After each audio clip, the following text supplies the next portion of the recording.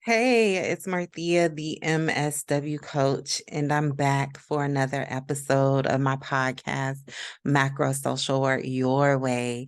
And I just want to say hi. Hey, I know I'm from the South. So hey, if this is your first time catching one of the episodes of my podcast, welcome, welcome, welcome to the macro and paid community. Just a little bit about me. I am Marthea Pitts. I'm known on the social work streets as the MSW coach. I help social workers, MSW degree social workers with at least 2+ years of case management experience pivot from case management to macro social work roles where where I have helped over 100 social workers make that pivot, and they are now thriving in their social work careers, making 2 to 4 times their social work salaries and changing the world in the process. So if you are interested in learning about all things macro social work, you are in the right place. I am a 3-time award-winning workforce development career counselor and macro social worker.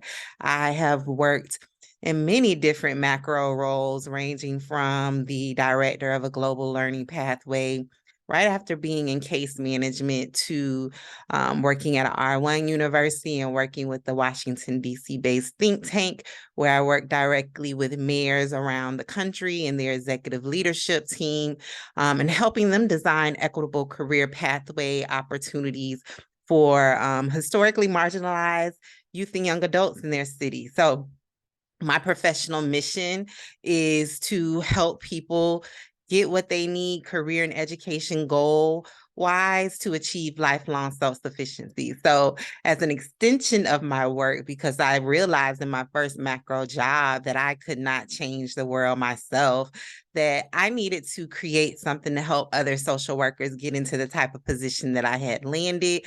And the MSW coach was born. The MSW coach is the name of my career education consulting firm. And I actually have a 6-month-long group career coaching program called the Micro to Macro Career Accelerator for Social Workers, where I take social workers from A to Z, everything they need to know to learn how to identify, apply, and interview for their dream macro social work job in 3 months or less. We have had some major career wins come out of the Career Accelerator. Right now, I'm on cohort 8, getting ready to open registration for cohort 9 on February 19th, 2023. So if you are interested, I would encourage you to click the link down in the show notes or visit macro and pay, and is spelled out, mpaid.com. Join the wait list. The benefit of getting on the free wait list now is that you will get the exclusive opportunity to enroll a week before registration opens to the public on February 19th. Why is that so important, Marthea? Because the last 2 cohorts, cohort 8 and cohort 7, filled up in less than 4 days. And so for cohort 9, there will be limited spaces. So if you're on the wait list, you get priority enrollment the week before. So don't miss out, right? Get on the wait list. So let's get into it, right? Today on Instagram, and if you're not following me on my Instagram platform, you should be. That's home base for Marthea, the MSW coach. If you can't find me anywhere else, check Instagram, right? And so on Instagram, I'm the_MSW coach. Again, if you click the link down in the show notes or visit macro and paid.com, it'll take you to the links to my social media page. But on Instagram today, I made a post, right? And I'm going to be honest, and I did not put this in the post or in the caption anywhere. When I created the post that I made today and what I was talking about, it wasn't planned. I woke up this morning at 6 a.m., 5:30 a.m., somewhere around there. I was waking. I didn't wake myself up. So I was up around 5:30, 6 a.m. And all of a sudden, I just had the urge to talk about an aspect of the social work profession. And just a disclaimer, I'm always talking from the perspective of case managers, clinical and non-clinical, because I spent close to 5 years on the front line as a non-clinical social worker, right? So I just felt the urge to talk about the fact that we as social workers, we usually enter the profession with the goal of like saving the world.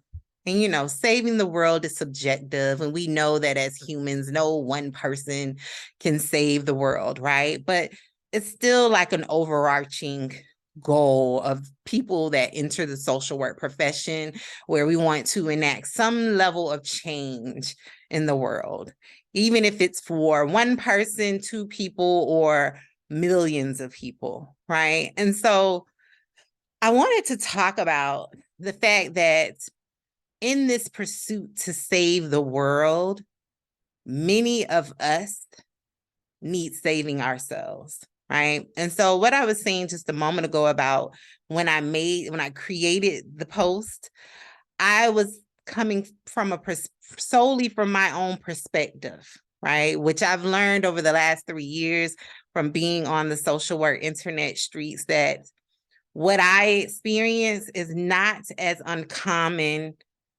as I thought it was when I was going through it, right? And what I mean by that is what I'm quickly realizing and what I've learned since being on the internet street since 2020 is that many social workers are suffering in silence, right? Be it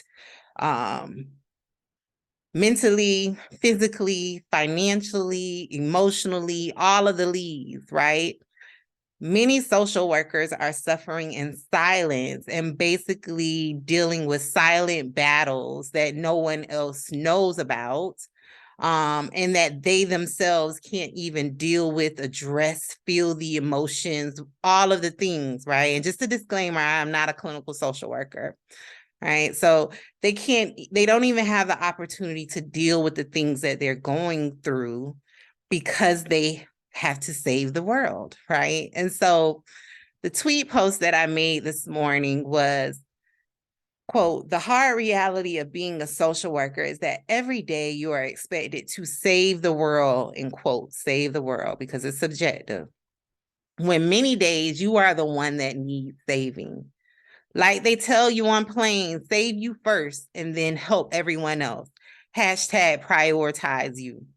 The reason I made that post is because since earlier this year, end of last year, I really have been on a pursuit.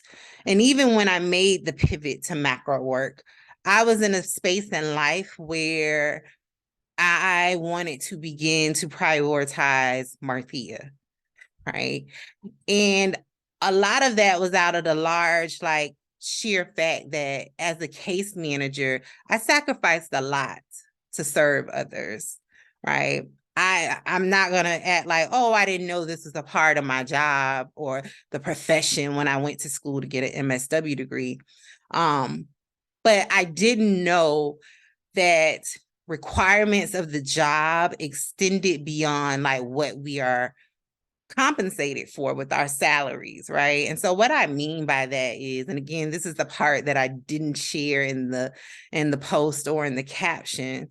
I talked about the fact that like there are social workers out there helping clients address food insecurity, while at the same time dealing with their own bouts of food insecurity, scarcity, or not having enough money to get to the next payday. And so I use that example, not because I heard it from anyone. I use that example because that was my reality as a case manager, right? If you've listened to any of the other podcast episodes that I had, I'm very transparent about the fact that when I was working as a case manager, my salary is only $37,100 a year, exactly $100 above the poverty line, the poverty guidelines that dictated eligibility for the benefits, the safety net benefits that I helped to administer. So what does that mean, Marthea?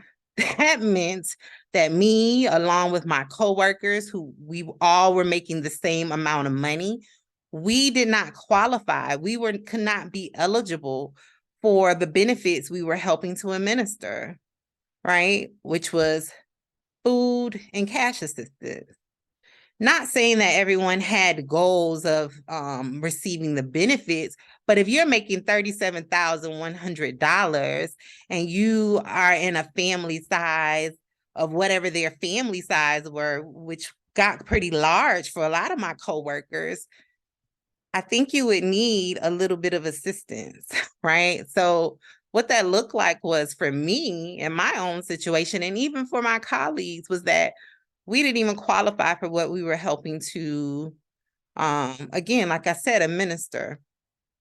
Another example that I put in there was, as case managers, as frontline people, we're oftentimes required to support our clients emotionally, like when they're going through emotional hard times, on days where we want to just cry ourselves and be at home. Again, that was a real example from me in my case management days. I can name a handful of times I can count a handful of times, like on one hand, where I went to work because in a state where I shouldn't have been at work, right? But for whatever reason, I had to be there. Either, I needed to save my leave time for something major that was coming up, or maybe it was like the end of the month or the beginning of the month when reports were due and the data needed to be in the state system to make certain that our cases met the measures for the month, whatever it was, because I want to be clear. My standard practice was taking at least 1 month off from work for a mental health day. My supervisor knew, like, Marthea is gonna be out 1 day every month. But either way, there was still times that I came to work, I'm not gonna get into the details of it, but where I was battling something, be it something that happened to me or someone I know or people close to me, and I'm at work, like, helping my clients, my career seekers, get through their tough times when I'm fighting back my own tears, right? The other example that I used in the caption was around, like, when you are working on call positions as case managers, which I did for a brief time. I was required to work during natural disasters. So what that looks like in Florida is hurricane season. When I worked in case management, there were 2 years in a row. Actually, there were probably like 3, I think, where my city was hit by hurricanes back to back for 3 years, 2 to 3 years in a row. That first year was when I was still in direct practice. And I remember having to be out at the site that I managed and having to coordinate where my participants were going to go for the night, right? Because it wasn't safe for them to stay in the transitional housing unit that I manage, right? When I should have been home, making certain that my home base was safe, secure, that I had adequate hurricane supplies. I remember that year, and I remember going into that hurricane, which was a major hurricane. I can even say this, it almost wiped our city out. Our city was without large parts of our city was without electricity for, I think, almost 2 months, right? And I remember going into that hurricane like, I don't even have enough water. I don't have all my canned foods. I remember going into it like very scared about what's going to go on, because it wasn't common for hurricanes to hit our city based on where we are geographically in the panhandle, right? So anytime a hurricane is threatening, or even a tropical storm is threatening to come this way, it's major. Right. And also because of like how shallowly dug the trees are in our city. So they had already like forecasted that the electricity was going to be out, and that it was going to be out for a long period of time. Get your supplies, get all the things you need. And I remember going into that hurricane unprepared, because I needed to make certain that my participants were prepared. So that was the impetus like of the post. And again, I didn't share in the post or in the caption that those examples were based on my own case management experience. But once like the comments started, and they're still rolling in now. Comments are rolling in about social workers experiencing the same thing or even more like severe situations. And so I really wanted to create a time and a space right now to talk about the fact that, and this is something that I also mentioned in the caption about, it's time. It may be time for you to rest and prioritize yourself, right? Again, that was a large part of why I decided to go macro, because I realized I am working entirely too hard to be doing this like intervention work, right? And so I decided before I knew what macro was, I just knew that I wanted to be prevention focused. That's how I would verbalize it to my friends and my colleagues at the time. I was like, this is too hard, right? I'm coming in trying to fix stuff that has been this way for like 20, 30 years, people's entire lives. And I'm trying to come in and it's too hard. I was like, I would rather be on the prevention side to ensure that people don't experience the thing, right? And so that is when I started making the game plan to go into, again, I didn't refer to it as macro work. I just knew that I wanted to be prevention focused. And so I really want to say that if that is you, it's okay to prioritize yourself. You can still serve and create change in the world. We need social workers on all spectrums, right? There are social workers out there that I hear from frequently. I would say every now and again that say, I love direct practice. And I'm always like, great, we need you, right? But for those of us who know now after being in the field, and again, this conversation is for those with 2+ years of post MSW degree experience. If you know that intervention work is not for you, it's okay to pivot, right? You still can be the change and be in a role, an employment position where you are affecting change without having to give so much of you, right? And in my experience, and you all know I'm pro macro, right? In my experience, and you can have a greater impact, right? Because like I explained one time before in another episode, the talent pipeline is sufficient in social services. I heard one time from a social worker, like a OG in the game, and she was like, back in, in her early years of the career, people didn't want to leave. Her and her colleagues didn't want to leave case management in fear of who would take care of their clients, who would, treat them the way they deserve to be treated.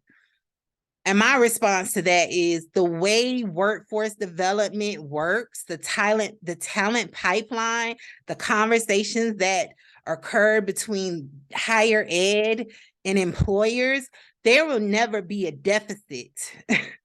That's why they create education programs, training programs, certification programs. It's based on the employment forecast, the labor market statistics, right? It will never be a deficit.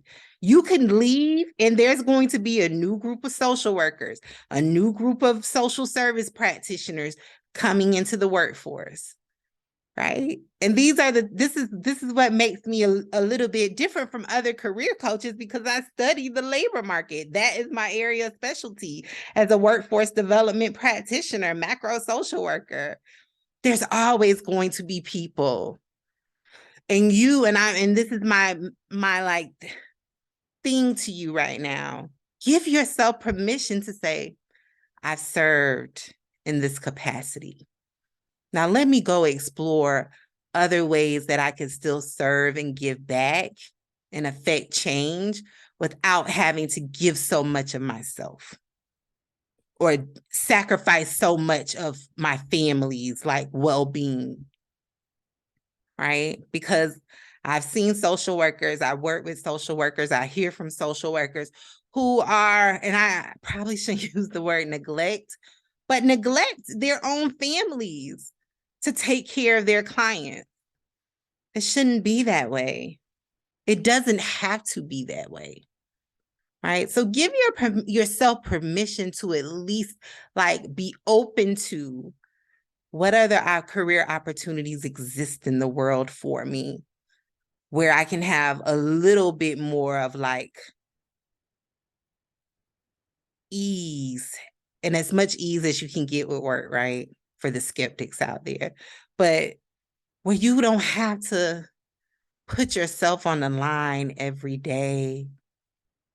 There's a social worker that just left a comment literally like 5 minutes ago saying that she was houseless for 5 months as she worked as a case manager serving the houseless. I'm paused.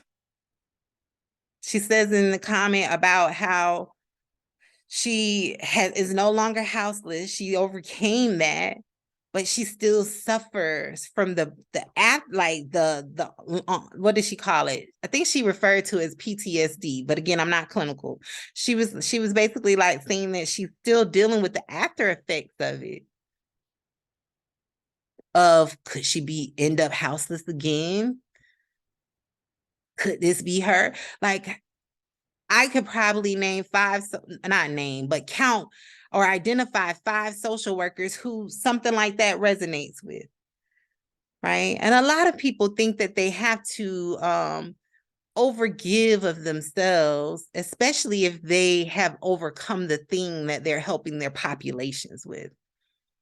But believe it or not, you help your populations more by taking care of you first.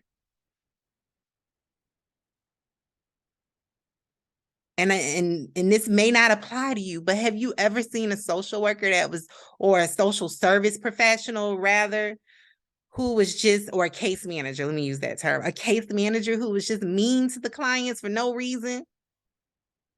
Just mean, just make their lives a living just nightmare. It's because they're not prioritizing themselves. Clearly, you need a break. Clearly, you need to go rest. You need to step away from this job because you're doing more harm than good. So I want to say, like, if any of this resonates with you, if you can't like even imagine that change is possible, use me as a point of reference. I can't tell you the number of days, especially in my case management days, how many I can't even count. I'm sure it's not even a number that I could even come up with now that my bank account was overdrawn between pay periods. I told y'all I used to work 2 and 3 jobs. Negative. My bank used to get overdraft fees from me like we breathe air. And it wasn't overdrafts because, oh, Marthea wants to take a vacation and go buy clothes and do all of the things. No, it was because Marthea was trying to pay her light bill and get food and pay rent and put gas in the car, right? That's one thing that my budget coach, she gets on me every month about the fact that I don't spend any money on myself. And it's because I'm still dealing with the after effects of when money wasn't flowing in my case management days, right? So I do a lot of work around that.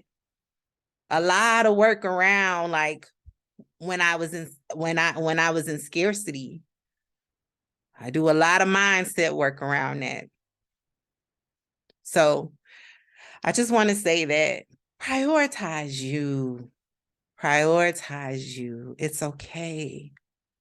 All right. Especially if it's doing more harm than good to you, to your family members, to your support system, to those closest to you. I told y'all how when I worked in case in the call center before becoming a social worker and getting my degrees, that job ruined my life because it was essentially the same scope of work, just over the phone. I was dealing with the people day in, day out, listening to their like emergency situations of not having money to buy food or not having shelter, wondering where the child support check was because they needed to pay X, Y, and Z. I was taking that stuff on, and my life was not in a good place. My relationships were affected. My health was affected. One day I'm gonna share my pictures of what I looked like when I worked in that call center. Not good at all. Right? So I'm gonna stop here, but I just really want to say prioritize you. Prioritize rest. You will be a more benefit to those that you serve from a place of wholeness. And if your job is not serving you, it may be time to reevaluate or evaluate what are my other options, right? So I'm going to leave it there. If you're interested, if you're a new social worker to my podcast and you want to learn more about macro social work, visit macroandpaid.com.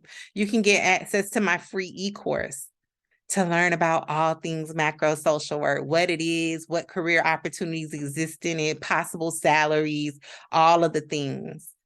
So until then, take care of yourselves. Take care of yourselves. Happy macro career planning. Bye.